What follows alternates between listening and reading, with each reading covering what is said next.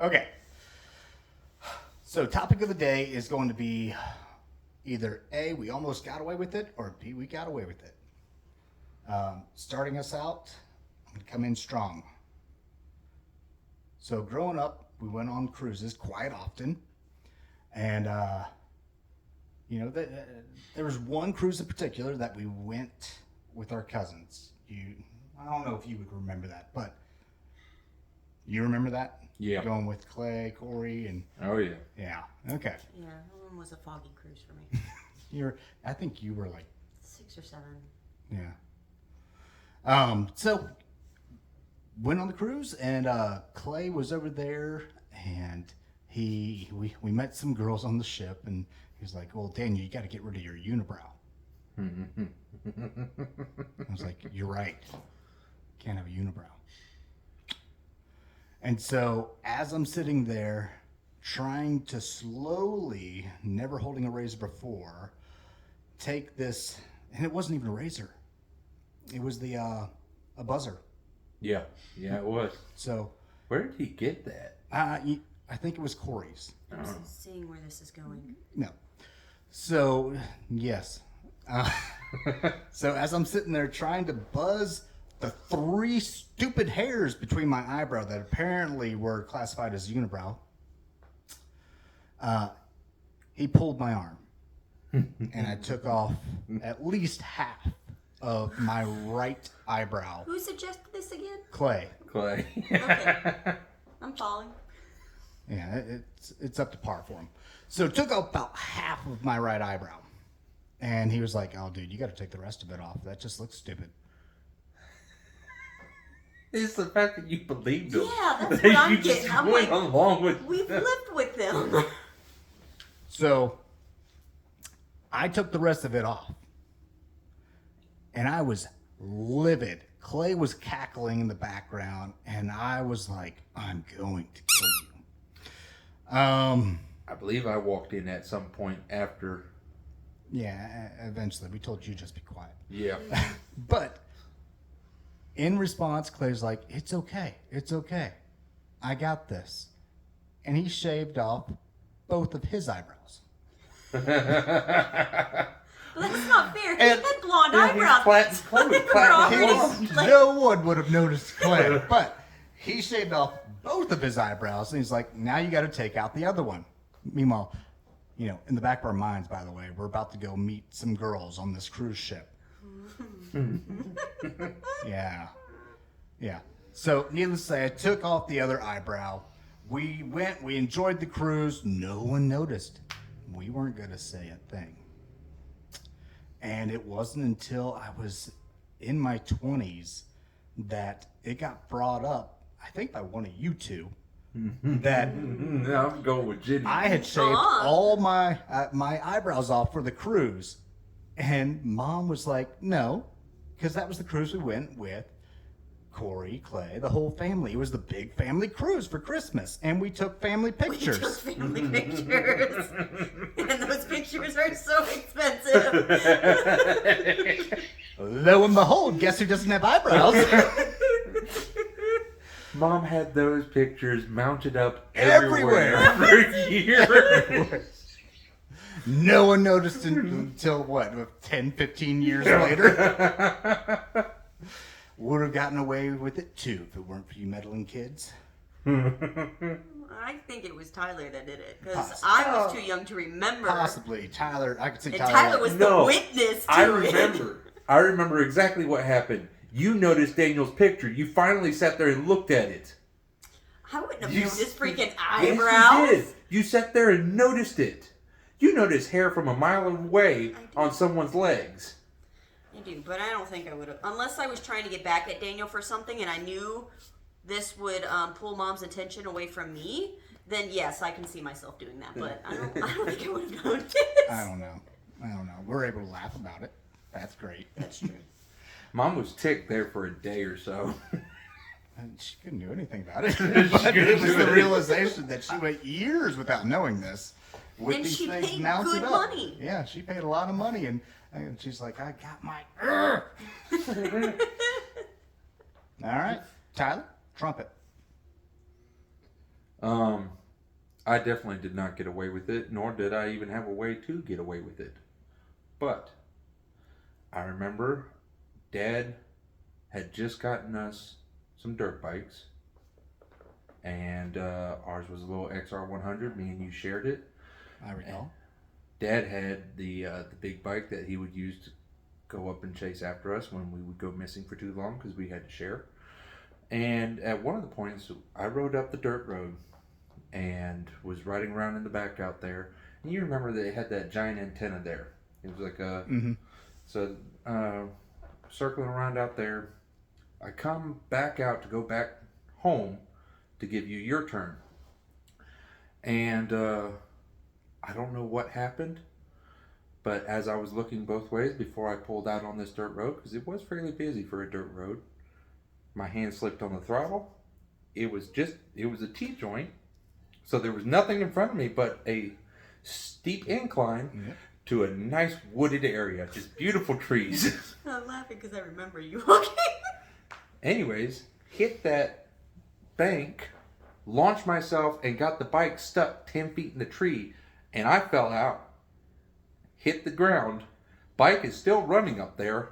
I don't know how to get it out or down, and I am scared crapless because Dad just got us those things, and he was going to kill me.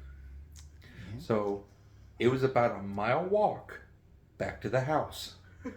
That entire time I am walking, I don't know what to say, I don't know what to do. My helmet is in my hand because it is trashed on the one side where my face hit the freaking tree. And we called it the Tyler tree for so long too. That was the great part.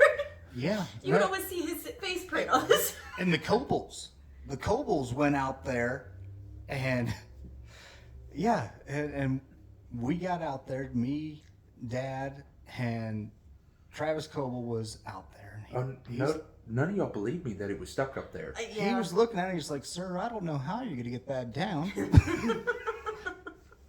Dad's trying to puzzle how to get up there. Dad's trying to figure out how it's wedged up there, how he could possibly get it back down.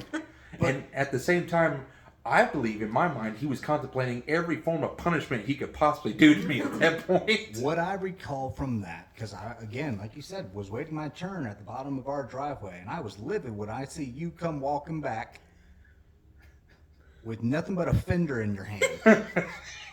Oh yeah, the fender got knocked off too. The fender got knocked off. And that wasn't the last time. Because then some other time, you again wrecked the bike. Don't know what happened to the bike, but you come walking back with a fender. It's like, do you just leave it out there?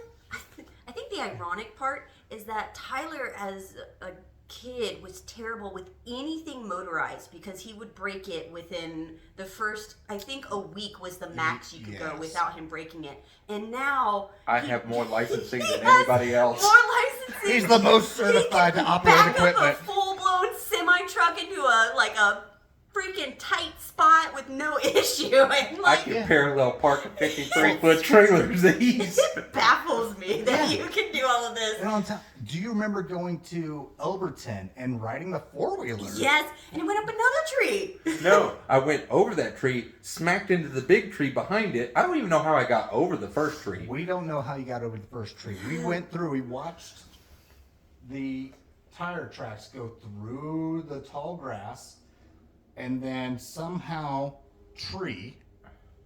tire tracks go around and come to the other side.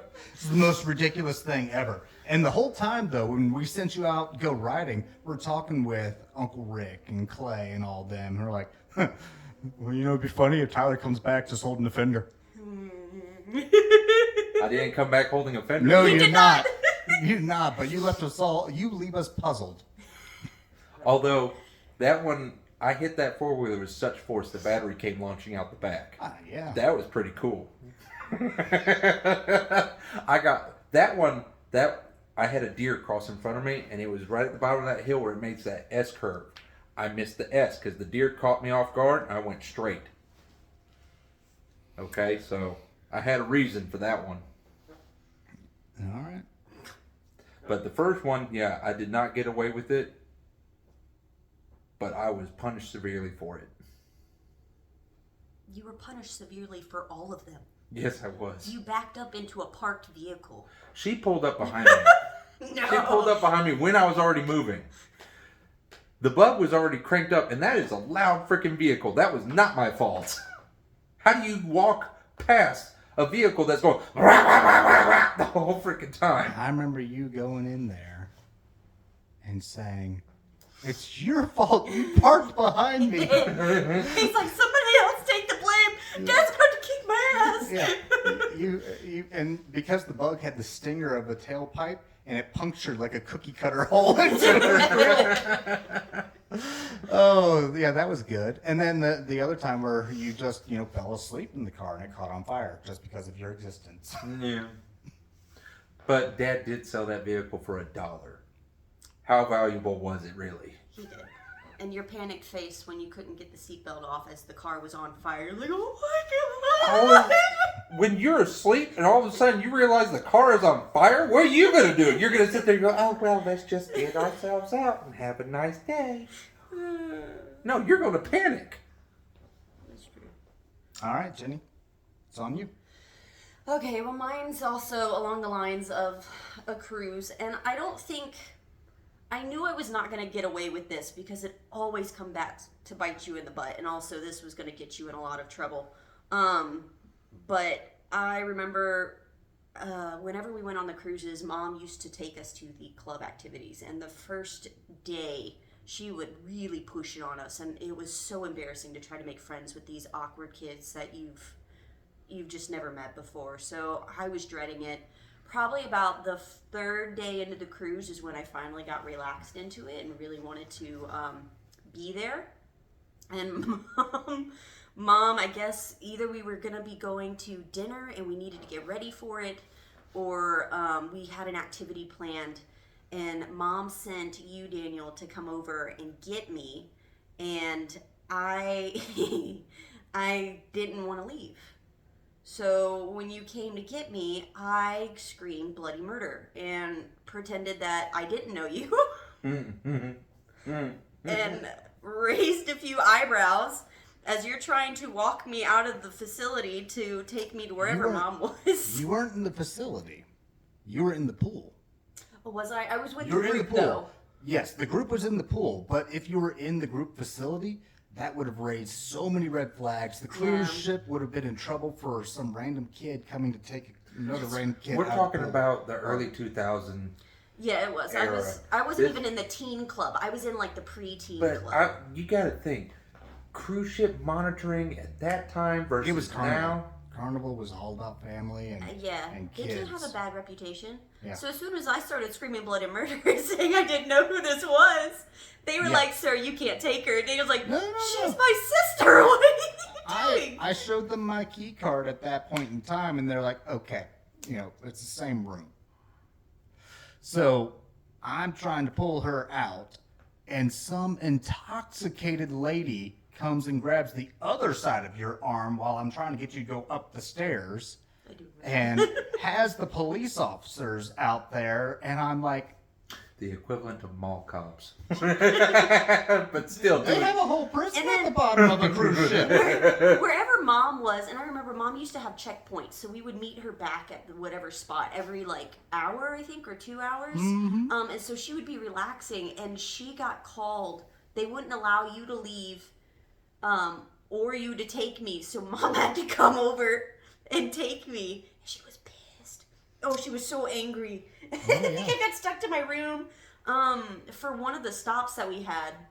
Mm-hmm. For the next few days on the cruise, I was made to sit with her the entire time, and Mom would just read and sip books. It was miserable. Cruises were our best friend and worst enemy. It really was. The amount of times that we got in trouble on cruises were crazy. But to be fair, it wasn't just the children. Mom herself got in trouble quite a bit on some cruise ships. I don't remember. Yeah, I'm not I recalling don't that remember. Really? You think- you don't remember her going to that port and absolutely shredding apart that poor taxi driver and everything else? She refused to pay and she walked back. Yes, Yeah. They They abandoned us on the side of the road. I didn't go on that cruise. That was That's you true. guys. I was in college. No, I do recall Dad going up to the nudie deck to take pictures of the sunset. He's just got his big camera too. He's got his professional camera and he's walking up there like, wow, look at this sunset. Mom's walking behind him going, put the camera down. People are like, dude, what are you doing? Taking bird shots? You see the big breasted booby over there?